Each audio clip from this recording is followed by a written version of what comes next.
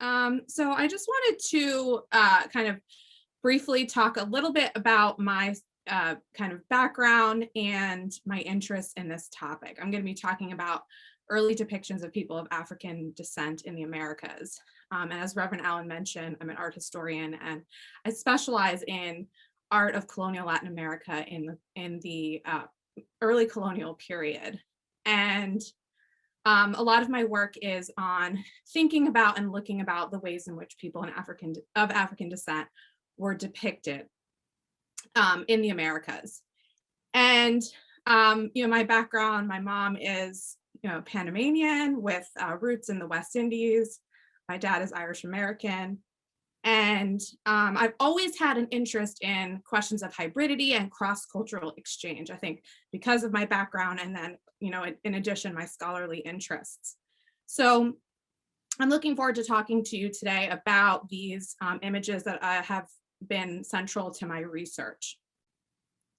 I'm going to be talking about some of the earliest images of Africans in the Americas today. And many of them were painted by people of indigenous ancestry from Peru and Mexico, modern day Peru and Mexico. And then I'm going to be talking a little bit later in the talk about both religious and secular painting of the 17th and 18th centuries, also in Peru, Ecuador, and Mexico. Some of the themes I'm going to be touching on in the talk will include the relationship between Christian evangelization and depictions of the Black body, and also thinking about how racialized stereotypes were developed and encoded through picture making. Before I jump into the images, I just want to talk about kind of, when we think about, Black History Month in America, and thinking about Blackness through what I call a diasporic lens.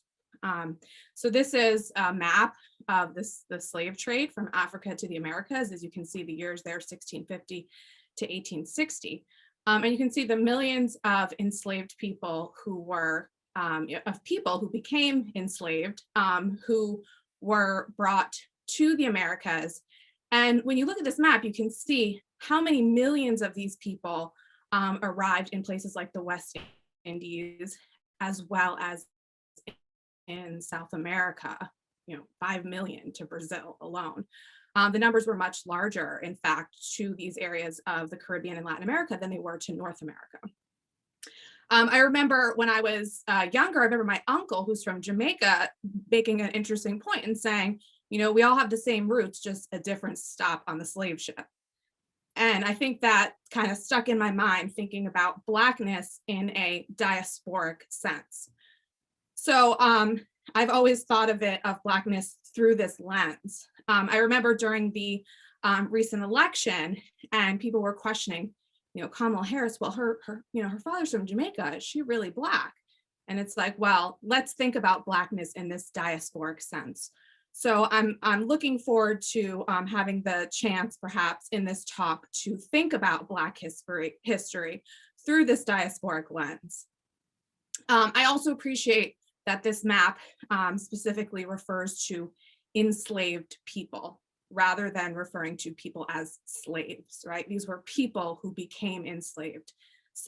Their status as slaves does not define them as humans. And so little changes that in the language, I think, are important to keep in mind.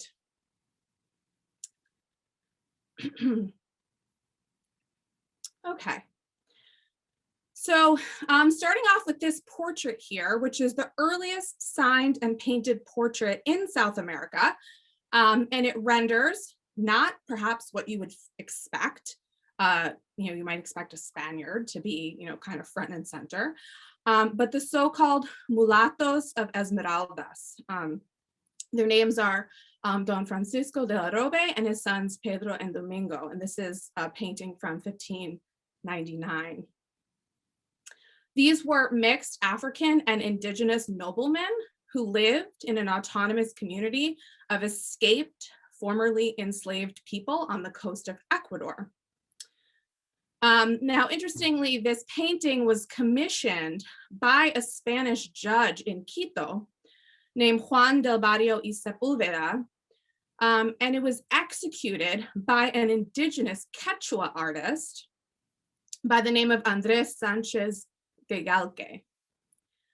And so we're thinking about here, we have this Afro-Indigenous subject, right? These men were had both African and Indigenous ancestry, commissioned by a Spaniard and painted by an Indigenous man. So we have this we have these three identities that can be sussed out in this singular, image. The painting commemorates the signing of a treaty between Don Francisco's people and the Spanish colonial administrators. The treaty maintained the autonomy of the Esmeraldas community, which I mentioned is a community on the coast of modern day Ecuador. And this meant the end of a conflict between these two groups, meaning the people led by Don Francisco and the Spaniards, and therefore signaled for the judge who commissioned this work this idea of a pacification of the Ecuadorian coast, right? That through this treaty, they have reached some pacification, some agreement between the two groups. So what's really fascinating about the painting is that, as I mentioned, it's one of the earliest paintings, well, portrait paintings of this period. And so without any iconographic precedent, without any precedent for painting a portrait of such people, Sanchez Galque creates this portrait of great strength and originality.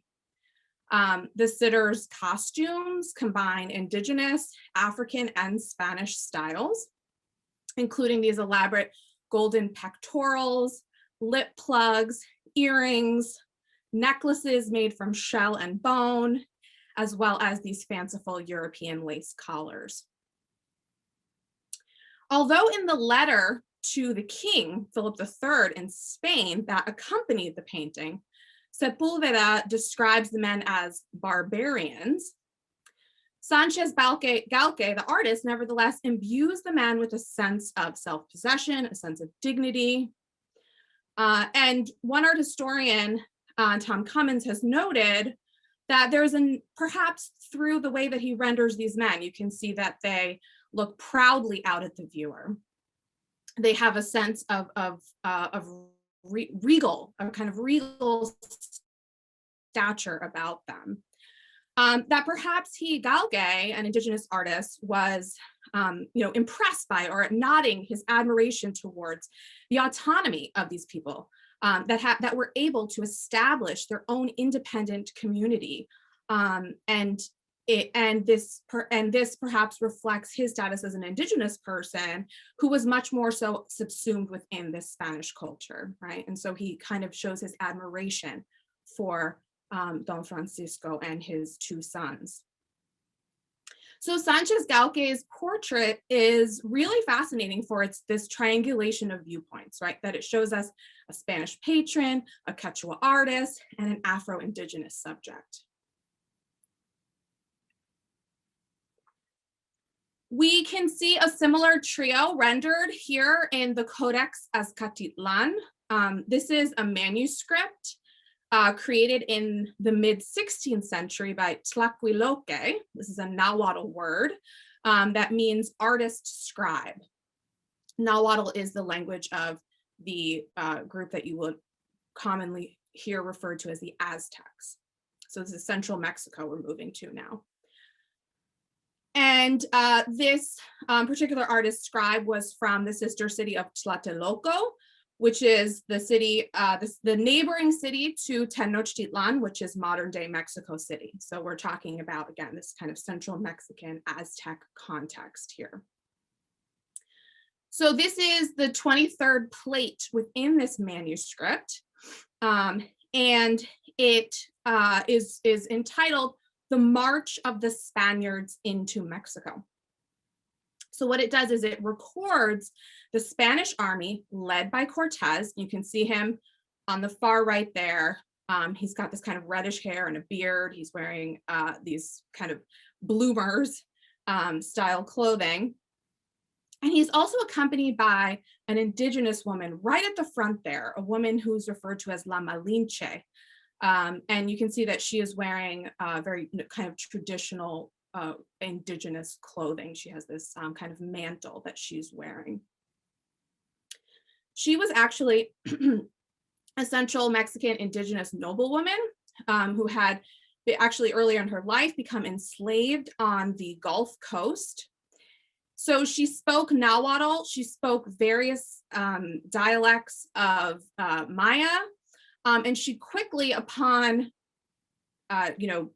coming upon these Spaniards who landed on the coast, Cortez and his men, quickly picks up Spanish. And so she becomes an interpreter for Cortez and his men. The two are followed by a group of armed henchmen. You can see them there, wearing their armor. In the very back, you'll notice there's a group of 3 indigenous porters. They're carrying very heavy loads. These are Tlaxcalans. These are a different indigenous group who had actually were the enemies of the Aztecs, who had actually allied themselves with the Spaniards led by Cortez.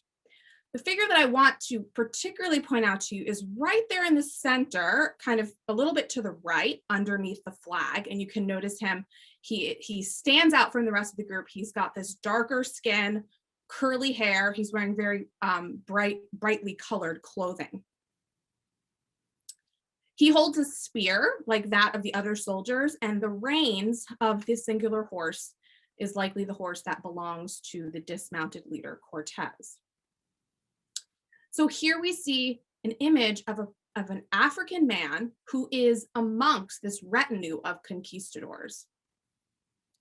The image crystallizes not only this colonial encounter, because here Cortez is marching into Mexico City, into Tenochtitlan, and he's going to confront Moctezuma, the Aztec emperor, in the next image. But it also gives us a really interesting look into this kind of ethnographic observations of the indigenous artist.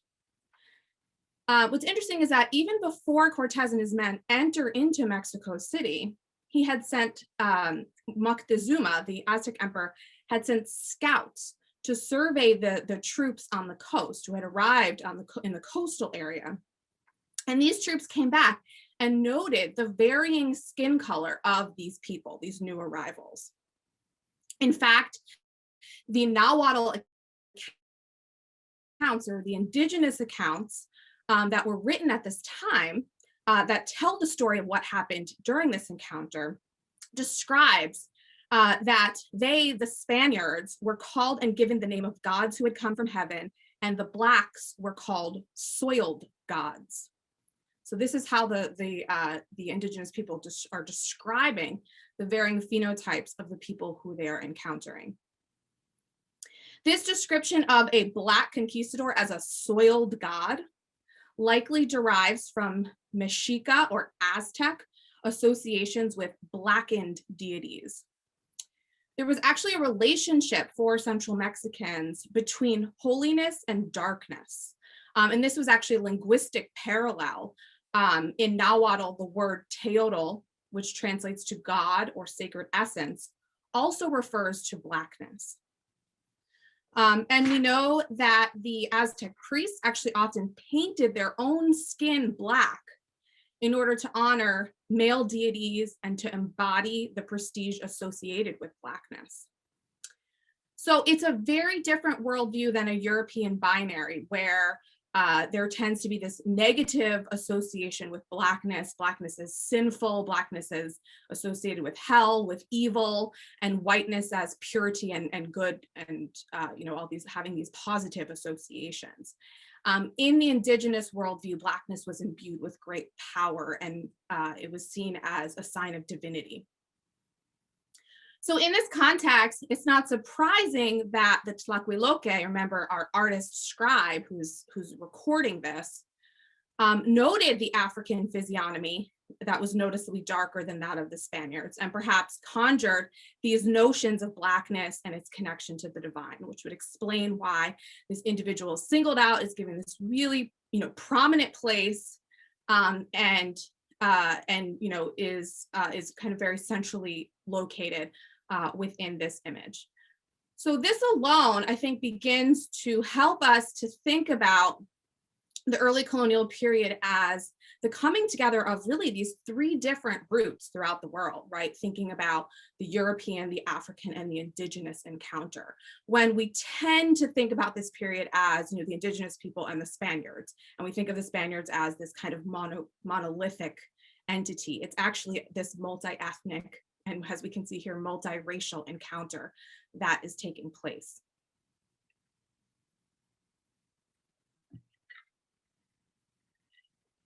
Okay, so I'm going to move back to South America now, to Peru, to show you another example of a rendering of people of African descent from this period. This is an image from Felipe Guamampoma de Ayala's manuscript. He was an indigenous Andean nobleman who wrote El Primer Nueva Crónica y Buen Gobierno, the first new chronicle and good government. This manuscript is almost 2,000 pages long. It includes nearly 400 ink drawings, all of which were part of a letter to the King of Spain. This was a letter written to Philip III. It was written in Peru, and the letter is actually a letter of complaint, in which Guamampoma defended himself and the indigenous people of the Andes from exploitation by the Spanish conquerors. The Nueva Crónica is a really key document for the reconstructing of the history of both pre-Hispanic and colonial Peru, and is particularly notable for having this native viewpoint. Now, most of this text actually centers around the encounter between native Andeans and Spaniards, but Guamampoma both writes of and illustrates the presence of Africans in the Andes. And these are, in fact, some of the earliest images that we have of Africans in South America. Now, African conversion, similar to the conversion of the indigenous people, was part of the colonizers' vision of a united Christendom under the Spanish crown. And in this image, what he's actually showing here are people that he referred to as bozales. These were people who were directly from the continent of Africa. So they were, born in Africa. They endured the transatlantic passage. They, arrive in Peru. They are enslaved, and they are converted. They are evangelized in Peru. And in a kind of Spanish worldview, these people, these bozales, they were seen as infidels. They were seen as corrupted by, nefarious exposure, perhaps in Africa, to Islam. They were seen as, not true Christians, and so on. But you'll notice that the way that Guamampoma, again, he's an indigenous person, represents these people. He represents them and he highlights them as true Christians, right? Emphasizing their humility, their devout Christianity. You can see them there, the man and the woman, holding their rosaries, kneeling in this supplicant position. His hat is there on the ground as they look upwards towards, in prayer towards this image of the Virgin. So he is rendering them in this way that shows them as devout, right?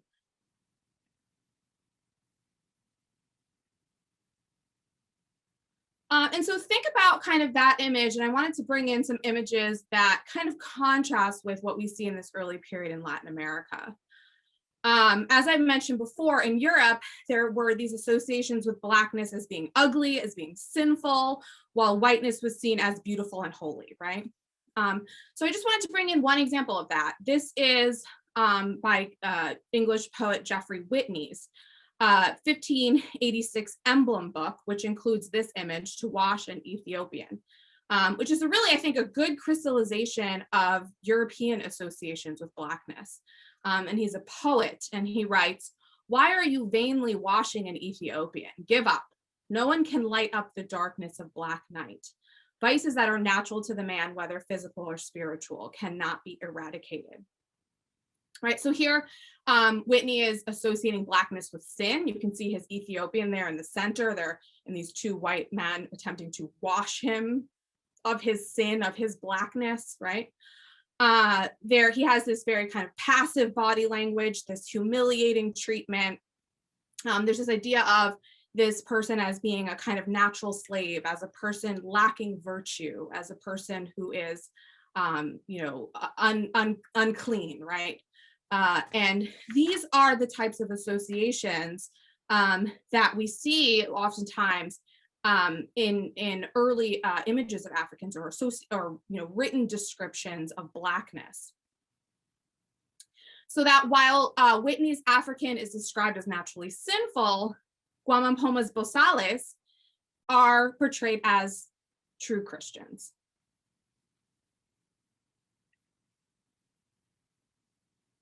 Later on in the manuscript, Gwamampoma would render these same two figures, you remember the husband and wife, dressed identically as before, and here they're being beaten by their Spanish master. Instead of kneeling in prayer, they beg for mercy. And you can see, the master there kind of handling the man's head. He's wielding this kind of staff towards the wife. She's grimacing in fear. And, in both the text, remember that this is a written text where he's describing these things, and in the image, the author is pointing out that despite, the Christian faith of the Bosales, the good behavior of the Bosales, yet still they are met with this cruelty from their Spanish overlords.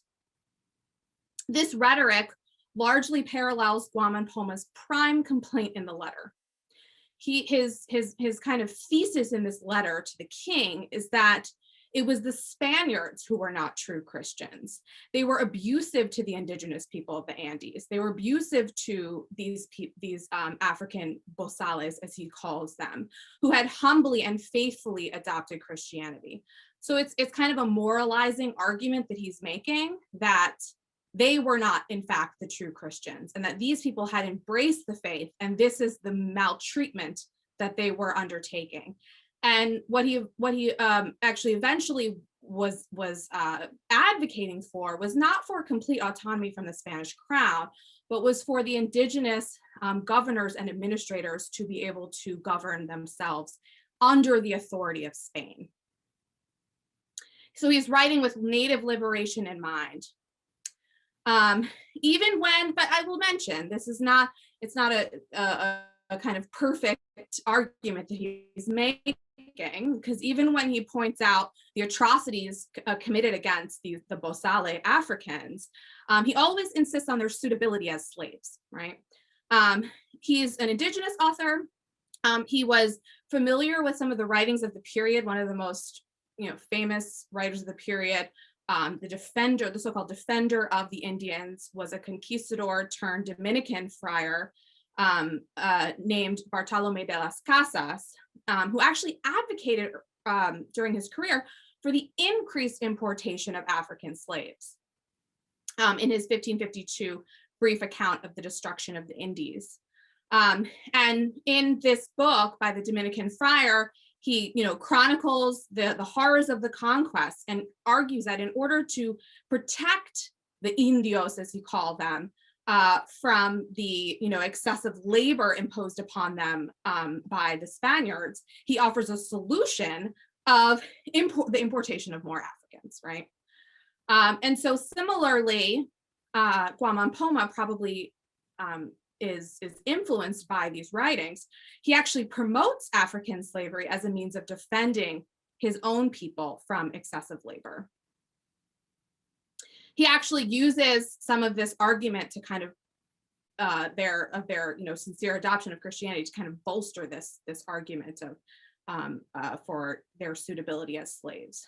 So, in this sense, while Gwamampoma's kind of moralization of the African figures differs from that of his European contemporaries, he still is using their position as slaves as a protection for his own interests, right? If Africans remained enslaved, this provided a route to emancipation for his own people.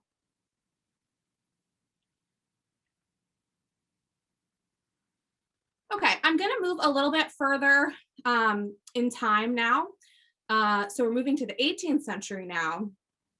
And I wanted to show at least a few examples of a really, really fascinating genre of painting that we refer to as Costa painting. Now, these are two different paintings by two different artists, but each Costa painting is created as a series of usually 16 images.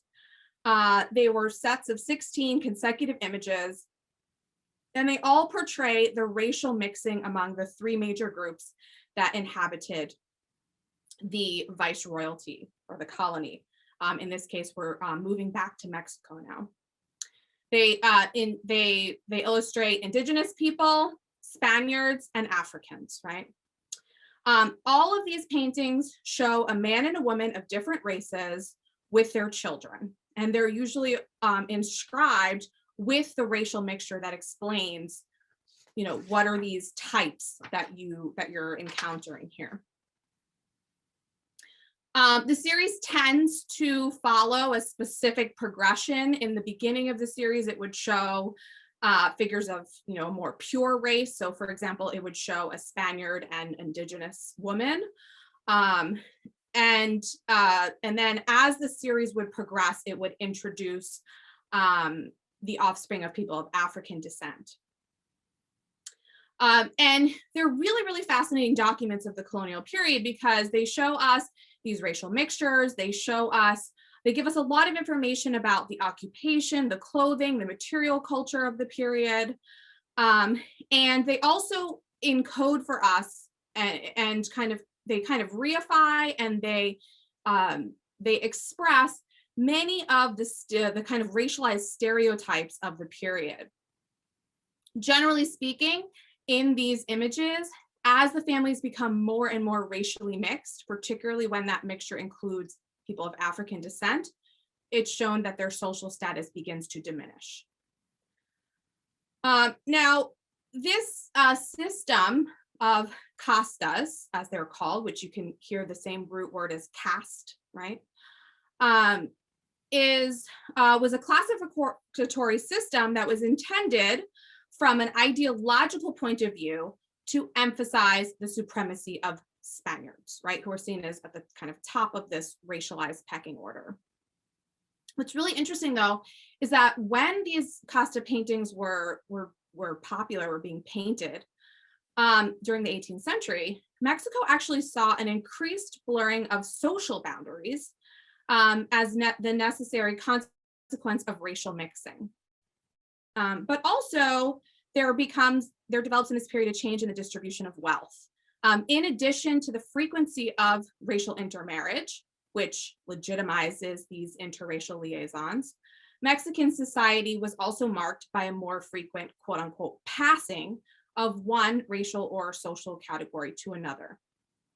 It was a time of great economic expansion in Mexico in the 18th century that allowed families from the lower social groups, mainly descendants of indigenous people and Africans, to actually amass great wealth and to buy their way into the elite. So there actually develops later in the 18th century the ability for people to actually purchase whiteness. You could legally become white through the purchase of a certificate called gracias al sacar, like this kind of idea, like thank you for letting me out, right? So there's this racial passing that actually becomes legal, but it's also done socially and more kind of social passing.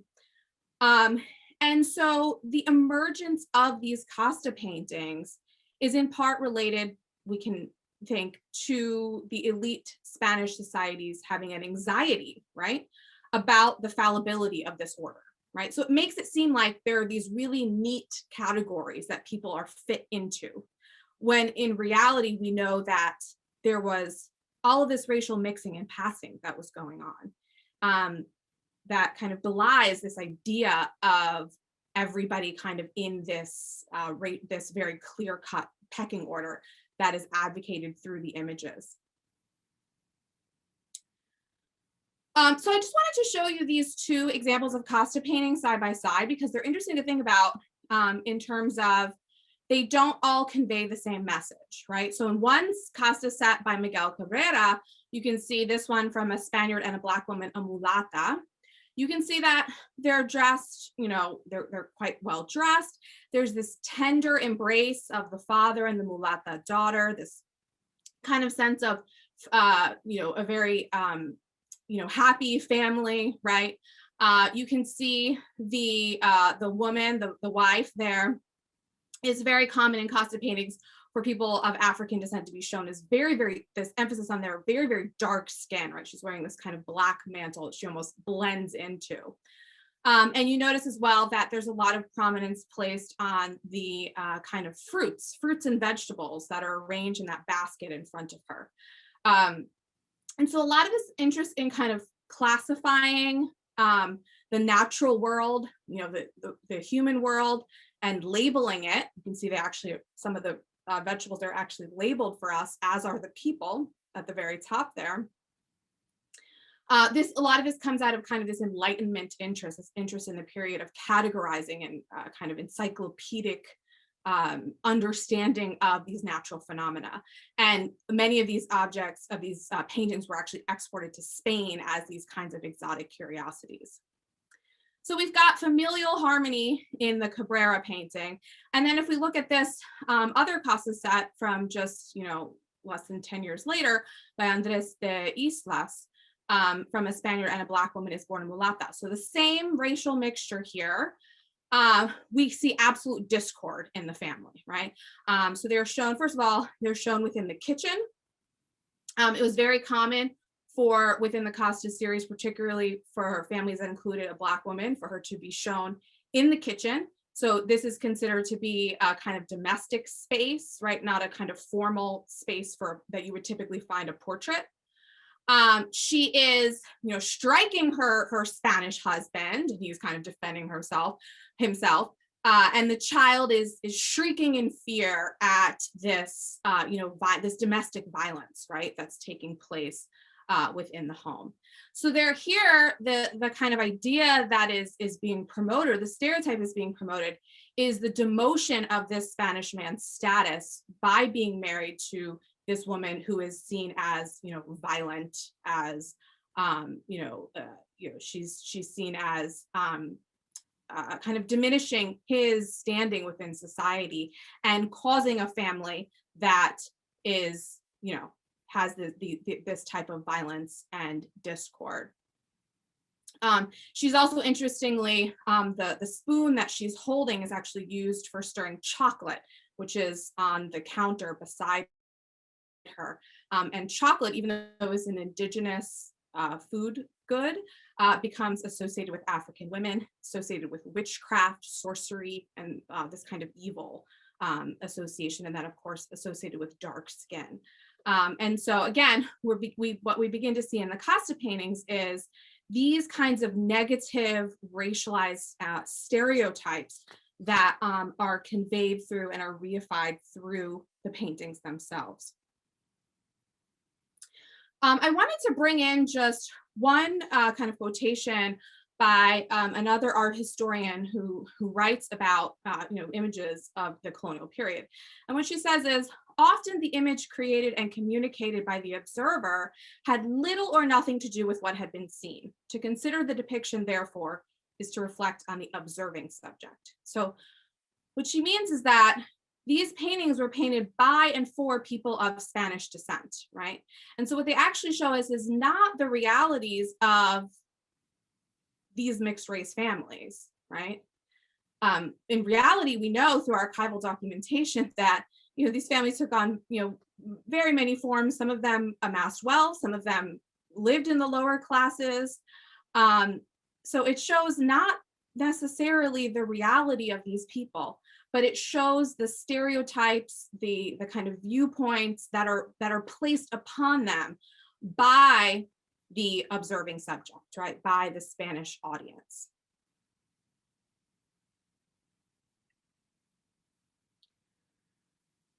The last Costa painting I wanted to show you is a really interesting one. It's an example that kind of expands our notion of Costa paintings because it includes this really interesting panoramic view of a park in Mexico City. And it, one need only look at the mother's face in this Costa painting to sense this kind of fear or anxiety that is projected onto her. She is referred to as an albina, which actually comes from the same root as albino. In this period, they didn't actually understand where albinism came from, and so they associated it with people of African descent. But she is essentially a person who has 1/4 African ancestry, right, and the rest Spanish.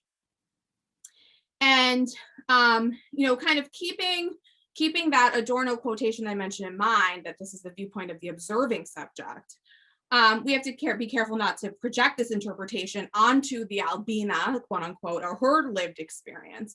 Instead, insight into the artist, the patron, the audience, the people who were consuming these types of images, who, we can think that, here she's a woman who is very, very fair skinned, right? Married to a Spaniard, and look at their son, behind her, right? With this very, very exaggeratedly dark skin. And the way that the artist renders her is this kind of emotion, as if she has this fear, this hidden blackness has been revealed, right, from the whitest of parents through their offspring. So, without this kind of understanding of these types of genetics and, what an albino actually is, there is this fear, right, of this kind of idea of a revelation of a person's African ancestry. In dating back to medieval Spain, and then perpetuated throughout the colonial period, there was this interest by Spaniards to assert what they called the limpieza de sangre, this kind of cleanliness of their skin, of their blood, right? That they were true Spaniards, because we know that actually Spain, even before the conquest, was actually a very heterogeneous society. You have Moors from North Africa, you have Jewish groups, you have this kind of Christian, Islamic, and Jewish, what they call the convivencia in Spain, where all three of these groups were coexisting. And then actually the same year that the Spanish crown sends Columbus to find this route to Asia, and he happens upon the Americas, was actually the same exact year that they expelled the Moriscos, or the Moors, and presumably unify Spain as this purely Christian, crown. And so Spaniards themselves held this kind of fear, right, or this need to prove themselves as, having this limpieza de sangre. And we can see that projected here onto these mixed race people in Mexico. And then you can see the father there, the Spanish father there. He's actually peering through a telescope. He's looking down at the park, the Alameda below. And, he has this very regal stance, this kind of posture of power. And he is, has a sense of control, right, over this landscape that's laid out beyond him. The father's actually surveying a park called the Alameda. This was a park in Mexico City. It was a very elite space. So it was reserved for people of, this elite Creole. These are people of Spanish blood, and their, servants and so on. And so, he's showing here like the kind of power in his gaze, right? And this relationship between race and therefore power and access. And then meanwhile, the wife looks upwards towards God, the son, dutifully standing by his mother. And, much as the father surveys the Alameda, the Costa painting served as a form of surveillance, right, of the people in New Spain. In them, we see a reflection of a multitude of attitudes surrounding race, few of which actually explicate the lived experience of the so-called castas, who, despite their presumed position in this kind of pecking order, were able to obtain degrees of prominence, wealth, and status, oftentimes, interestingly, through their association with the church.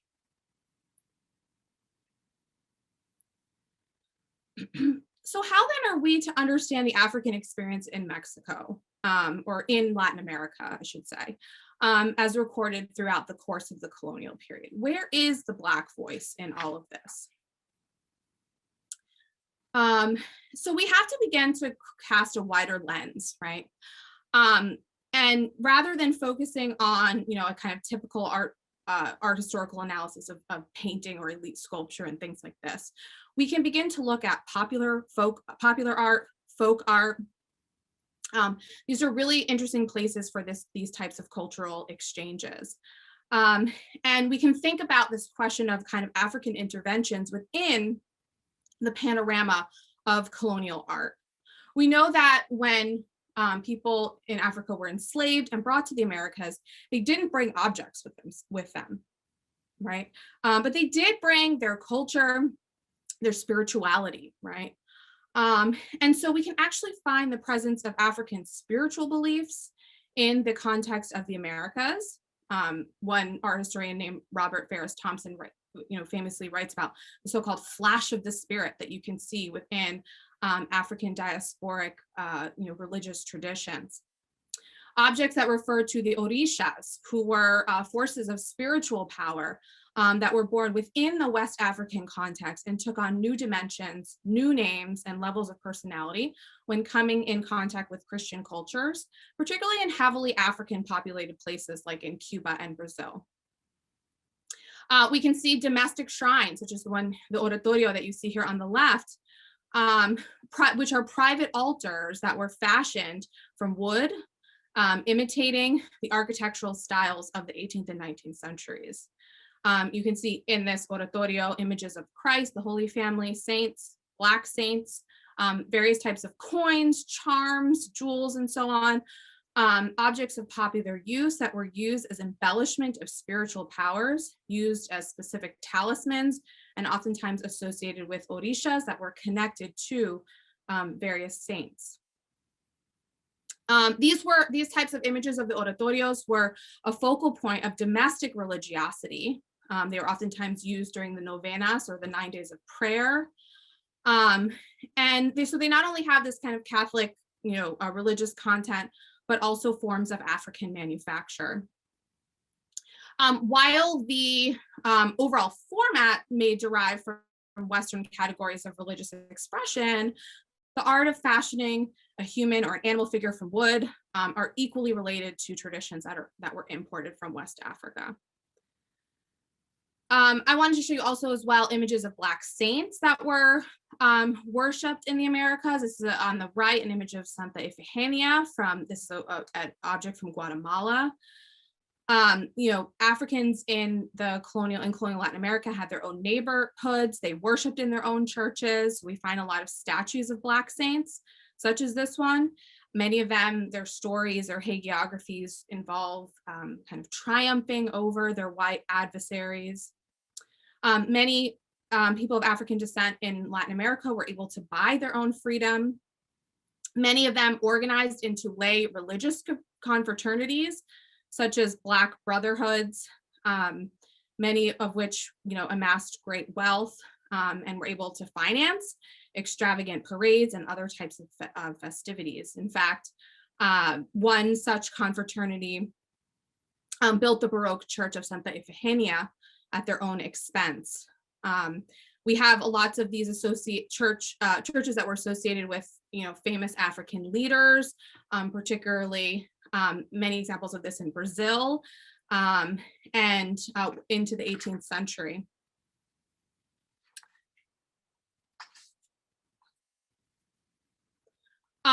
So many of these confraternities were dedicated to popular devotions like the Virgin of Guadalupe and others, but also to other specifically African saints, such as Santa Ifigenia, who was an Ethiopian who was converted by Saint Matthew. I also wanted to bring in an image as well of the so-called Black Nazarene of Portobello, Panama, from the Church of San Felipe. This is 17th century image. And many of the Africans in Panama during the colonial period worked as couriers. So they were actually currying goods across the Isthmus of Panama. And this actually allowed for ample opportunity for escape. And so they frequently would fled their Spanish masters, and they were able to establish settlements called palenques in the dense tropical forest of the region. And in English-speaking places, these people were often called Maroons. You've probably heard of Maroons or Cimarrones. And the depiction of the material culture of these early palenques indicate that trade and contact with outside groups were essential for maintaining their independence from Spanish rule. So this particular Nazarene is a depiction of Christ dragging the cross on which he would be crucified. And he displays this kind of very dramatic and very kind of pained expression, emphasizing the burden of the cross. You can see that his skin is painted a deep brown. He has, it's a little hard to make out in this image, but he has blood depicted on his face and hands. He is oftentimes seen clothed with these very ornate purple velvet and lace garbs, crown atop his head, and a very luxurious wig. And to this day, this Nazarene is worshipped by pilgrims. Many arrive wearing that regal purple, crawling on their knees to pay devotion to their Cristo Negro and to be cleansed of their sins. So this is it's actually quite a typical type of Spanish Baroque sculpture, with all of these inclusions of, the wig and the hair and all of this kind of dramatic embellishment that we would find in Spain as well as throughout Latin America. In fact, the object may have come from Spain and was likely commissioned specifically for Portobello, whose population was made up of these so-called Congos, who were both enslaved and free. So I wanted to kind of conclude here by thinking about the role of the church in this. So I brought in this quotation from historian Herman Bennett, and he writes, "Even as civic law sanctioned the master's domination over chattel, canon law upheld a slave's personhood."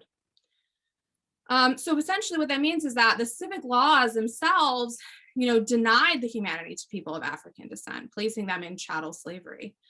But there are many instances in which we can see that the church law actually upheld their dignity and served as a means of social promotion, particularly through the development of these things that I mentioned, like lay brotherhoods and confraternities that tended to be divided along these racial lines. So Bennett insists that we must look to the Catholic Church in order to understand how Africans in the Americas negotiated the colonial system. Africans and their descendants were able to legally marry within the church and were able to secure a degree of legitimacy through the development of their religious and familial lives.